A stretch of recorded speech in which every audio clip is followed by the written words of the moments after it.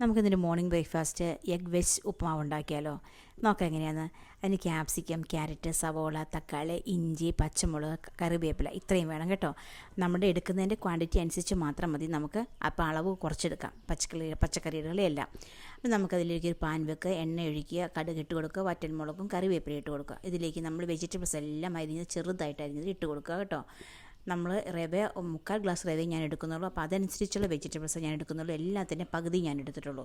അപ്പോൾ നമുക്കിതിലേക്ക് ഉപ്പ് ഇട്ട് കൊടുത്ത് ഇതൊന്ന് നന്നായിട്ട് വഴണ്ട് വരാൻ വേണ്ടി നമുക്ക് അടച്ച് വെച്ചിട്ടൊന്ന് വേവിച്ചെടുക്കണം കേട്ടോ.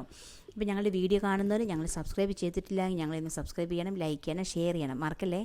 അപ്പോൾ നമ്മുടെ വെജിറ്റബിൾസ് എല്ലാം നന്നായിട്ട് വഴണ്ട് വന്നു. വെജിറ്റബിൾസിനെ എല്ലാം സൈഡിലോട്ടൊന്ന് മാറ്റി വെച്ച് നടുക്കോട്ട് നമുക്ക് മുട്ട പൊട്ടിച്ചിടാം. മുട്ട പൊട്ടിച്ച് നന്നായിട്ട് വെജിറ്റബിൾസുമായിട്ടൊന്ന് സ്ക്രാമ്പിൾ ചെയ്യണം, നന്നായിട്ടൊന്ന് ചിക്കി പൊരിച്ചെടുക്കണം കേട്ടോ. പിന്നീട് നമുക്ക് വറുത്ത് വെച്ചിരിക്കുന്ന റവയുടെ പൊടി ഞാൻ 3/4 ഗ്ലാസ് എടുത്തിട്ടുള്ളൂ. ആ ഗ്ലാസ് പൊടി നമുക്ക് ഇട്ട് കൊടുക്കാം. അതും വെജിറ്റബിൾസുമായിട്ട് നന്നായിട്ടൊന്ന് മിക്സ് ചെയ്ത് കൊടുക്കുക. മിക്സ് ചെയ്തതിന് ശേഷം നമുക്ക് ആ ഗ്ലാസ്സിന് തന്നെ 1/4 ഗ്ലാസ് വെള്ളം ഞാൻ എടുത്തിട്ടുള്ളൂ. ആ വെള്ളം ഒഴിച്ച് കൊടുത്ത് തട്ടിപ്പൊത്തി നന്നായിട്ട് 2 മിനിറ്റ് നേരം നമുക്കൊന്ന് ചെറുതീയിൽ ആവി കയറ്റിയെടുക്കണം. അപ്പോൾ നമുക്ക് കുഴഞ്ഞൊന്നും പോകത്തില്ല. നമ്മുടെ ഉപ്പുമാവ് നന്നായിട്ടിരിക്കും. അപ്പോൾ നല്ല ടേസ്റ്റാണ്. മസ്റ്റായിട്ട് നിങ്ങളൊന്ന് ട്രൈ ചെയ്ത് നോക്കുക കേട്ടോ. താങ്ക്